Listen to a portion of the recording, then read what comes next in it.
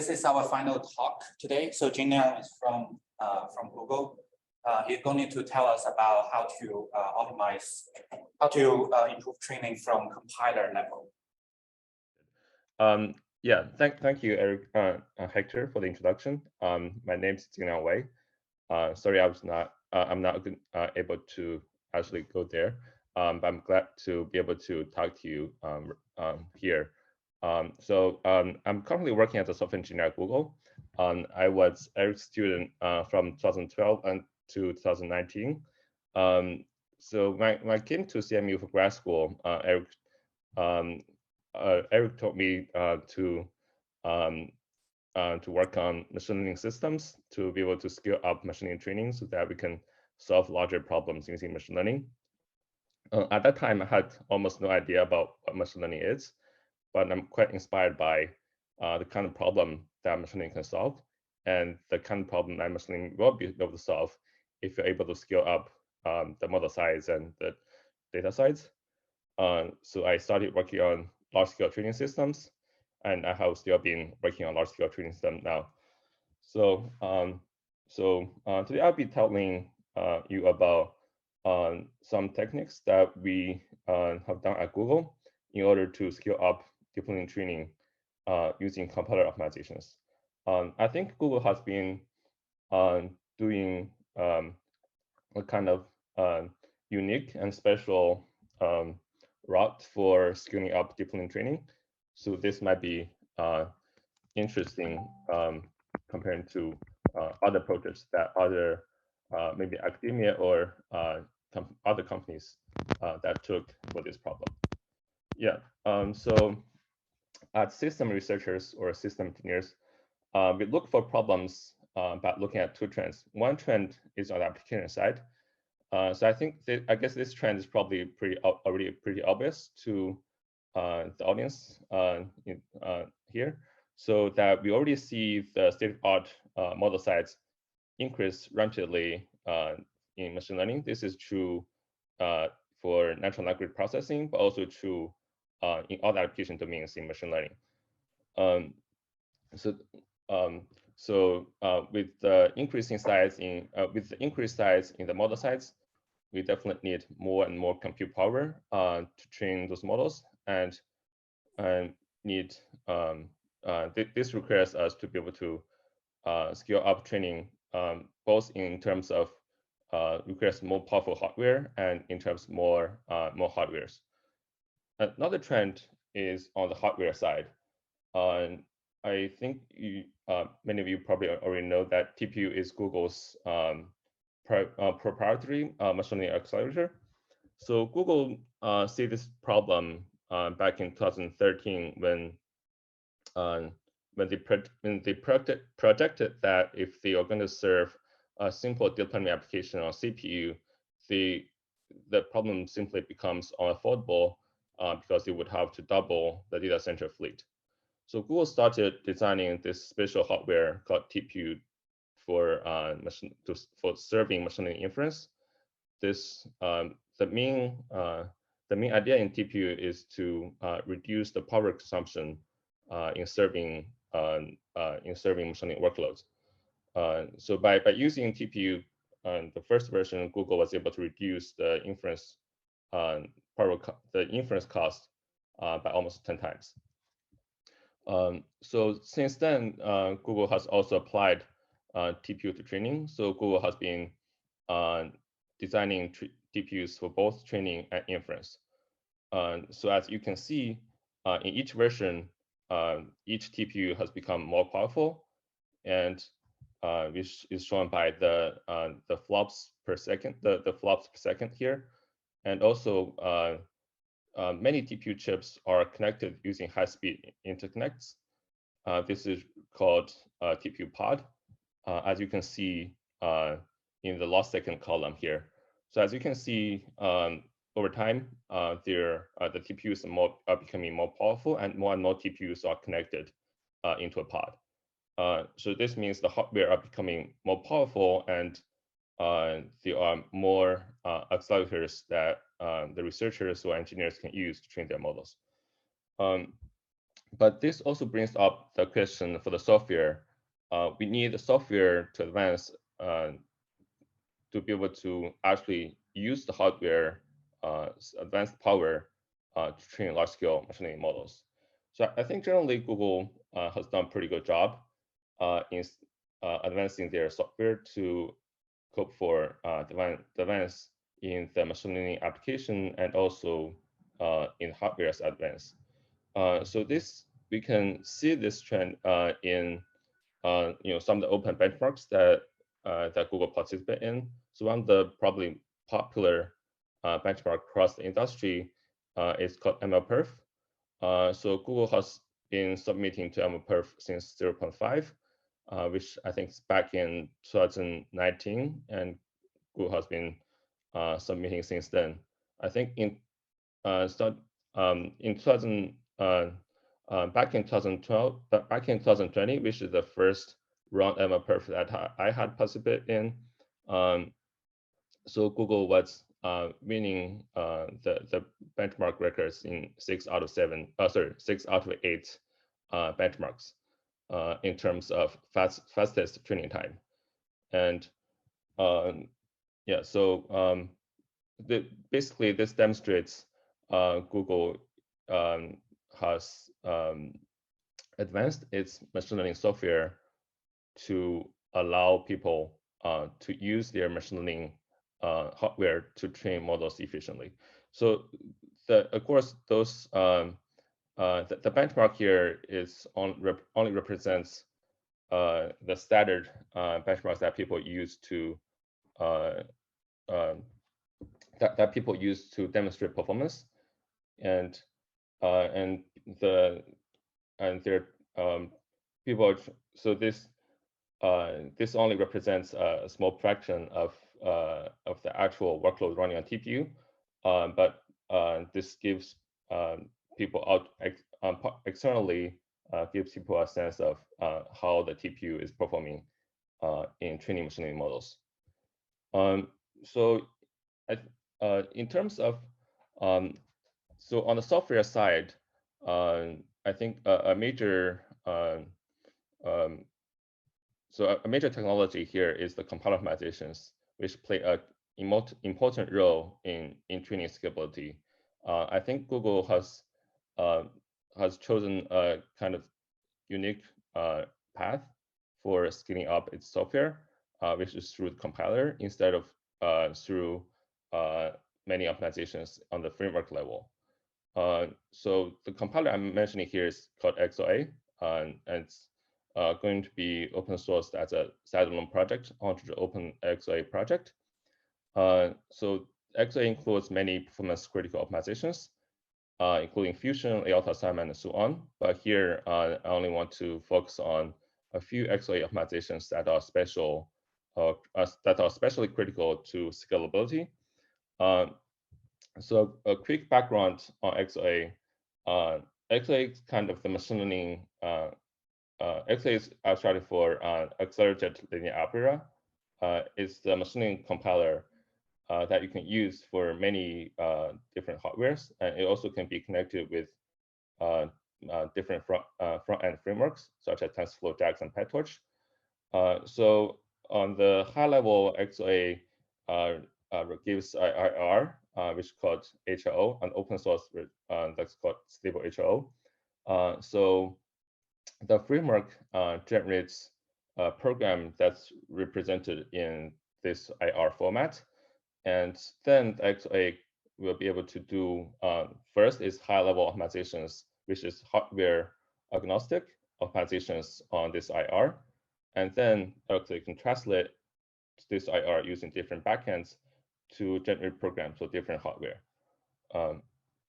So the IR gives you an expressive yet concise set of operations. There's about 100 operations in the operation set, including control flow operations and collective operations, which like OReduce and OGather and so on, that lets you do communications between the hardware.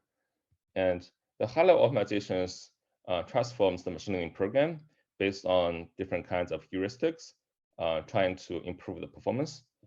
And the different hardware-specific backends generate code that runs efficiently on the hardware based on the program that's being optimized. So from my point of view, I think there's some unique benefits of using a compiler as a shared infrastructure for scaling up machine learning workloads. One is that with the expressive IR, optimizations can understand global application semantics. This can enable optimizations that target specific scenarios. For example, the optimization may target a specific pattern of the computation and apply heuristic to improve the pattern to make it more efficient.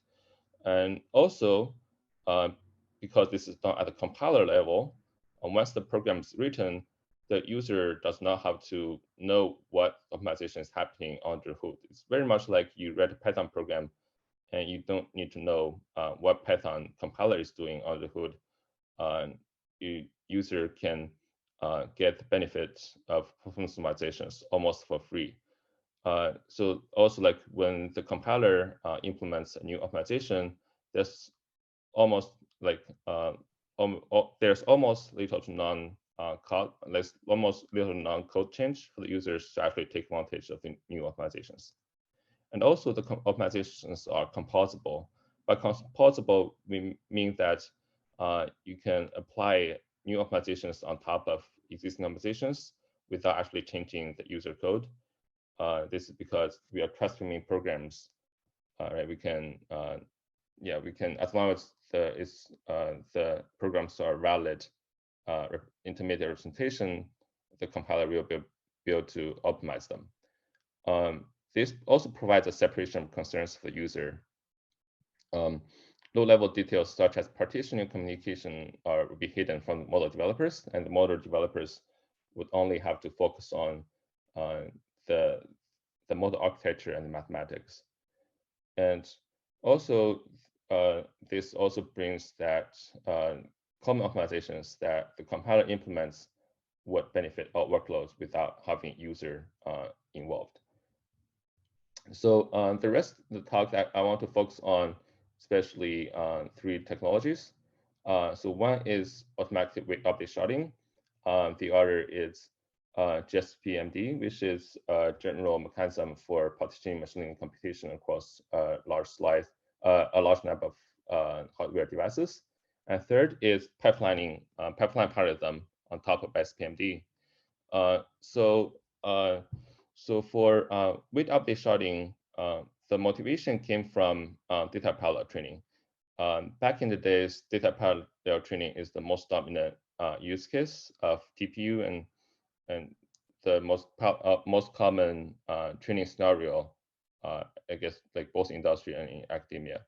So when you scale up data parallel training, there are 4 components, or like there are four portions of tasks in a training step. So there's forward propagation, then you do back propagation to generate the gradients. Then you do all reduce to sum up the gradients, and you use the gradients to update the model weights on each of the training device. When you scale up the training, so both the forward propagation time and the backward propagation time would reduce because there'll be less data for each device to compute. However, the weight update time remains constant because the number of parameters on each device is always the full model. So you always have to update all the model parameters on each device, which means that weight update time remains constant. When you scale this to a very large scale, weight update actually becomes a bottleneck. So this is the motivation to introduce weight update sharding. So basically, the idea is we can shard the weights across the devices, so that when weight update happens, each device only have to update its local portion of the weights, and when weights are needed in the next iteration for computation, there will be an all gather that actually gathers the weights from other devices. So the all reduce here actually becomes reduced scatter, where each device only receives a portion of the gradients, a portion of the synchronized gradients that corresponds to its local parameters, and the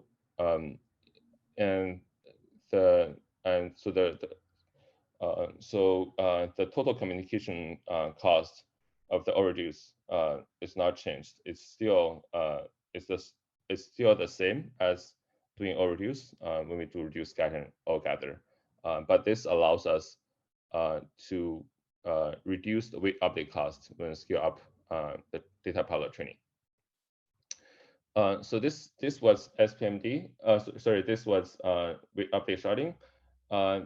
But like when we scale model size to larger and larger, weight upstream or data pilot training does not solve the problem for us, because one is each input or activation tensor might be too large to fit in one device, or the model weights might be too large to fit in one computing device. So this brings us the question: can we actually partition the machine learning model across multiple devices to achieve model pilot training?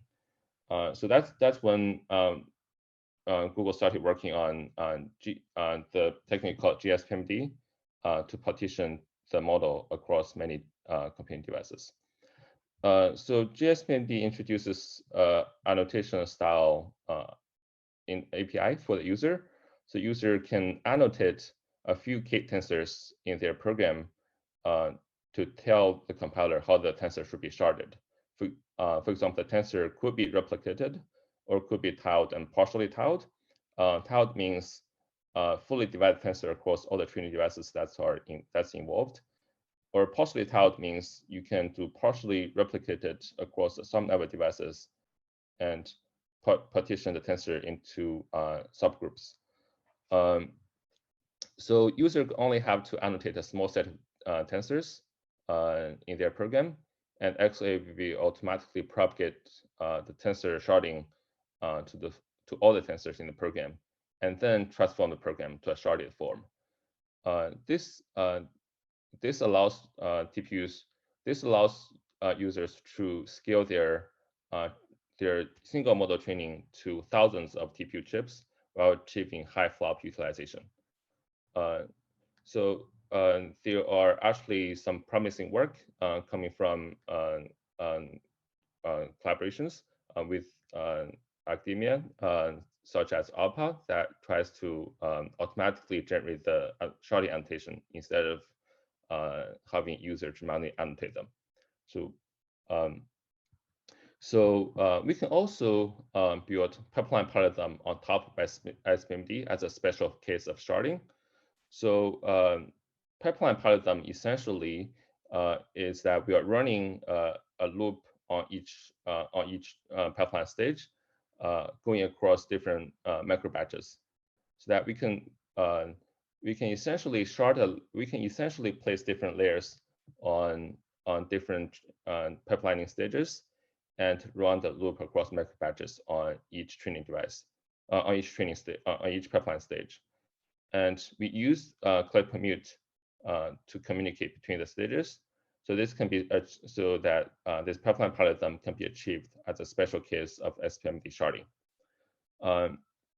So as you can see over time, we started with large-scale data pilot training and used weight update sharding to push scalability to limit. And then when to push scalability to extreme, but when the model size becomes too large to fit on a single device, we introduce SPMD and pipeline paradigm to further scale the training computation. So yes, this gives us a quick overview of the kind of compiler optimizations that Google has done on XLA. With that, I'll be happy to take questions if there's any questions.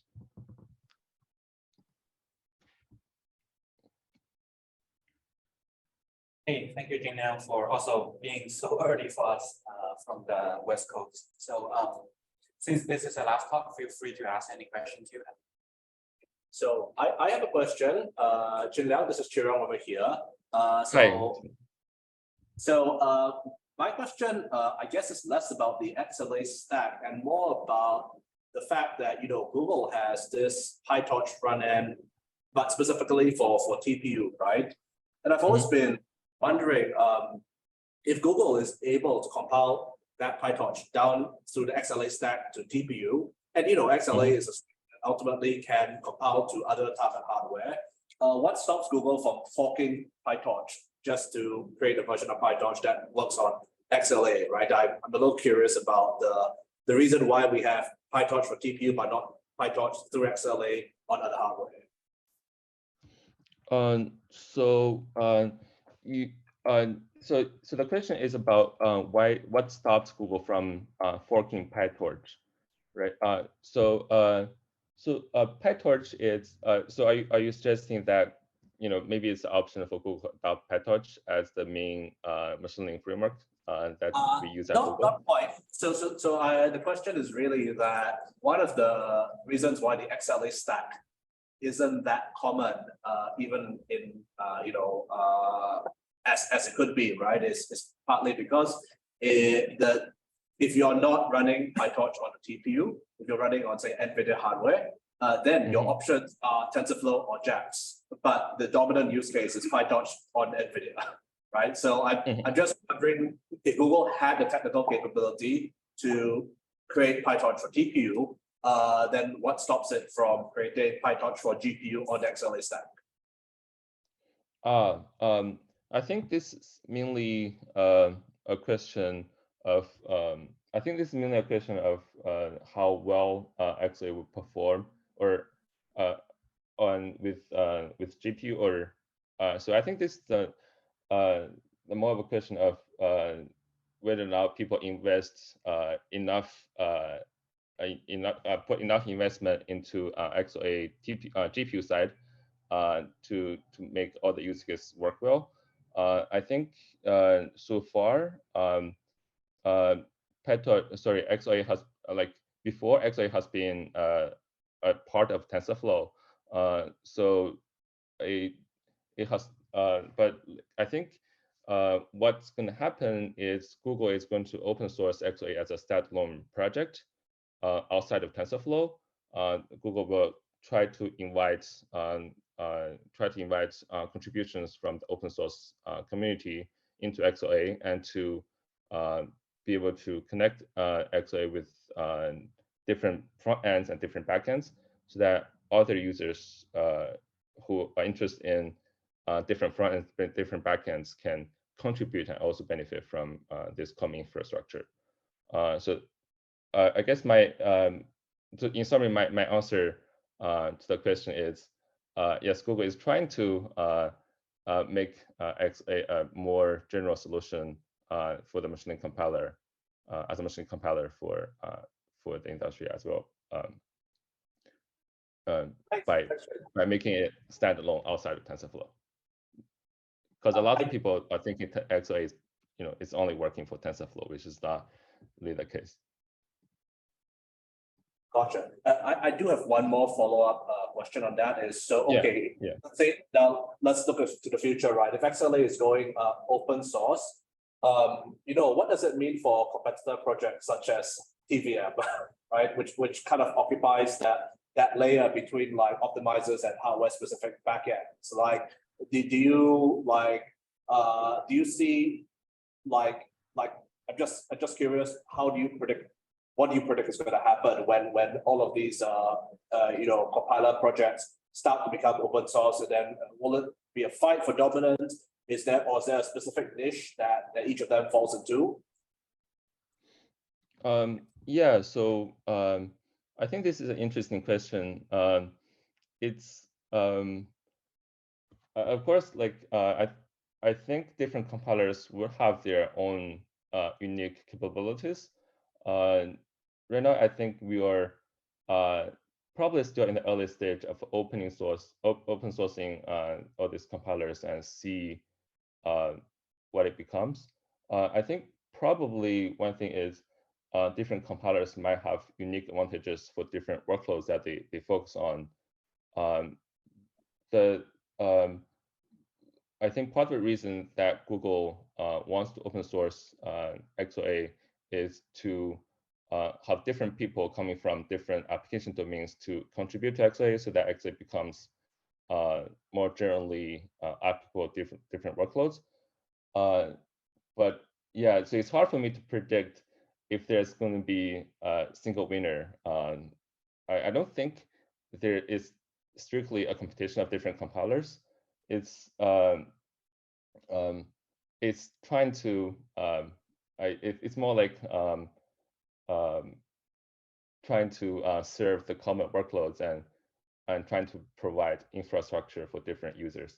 I think currently the students at different compilers have their own unique capability, but yeah, we hope to invite general contribution to the compiler for different workloads. So I don't know if that answers your question. It was insightful. Thanks a lot, Jinliang. Thanks, Jerome, for questions. Any more questions from the audience? Okay. I guess thanks again for Jinliang. Yeah, for the talk. I think Jerome will take over announcing a couple of logistic issues. Great. Okay, thanks a lot. Okay, goodbye, Jinliang.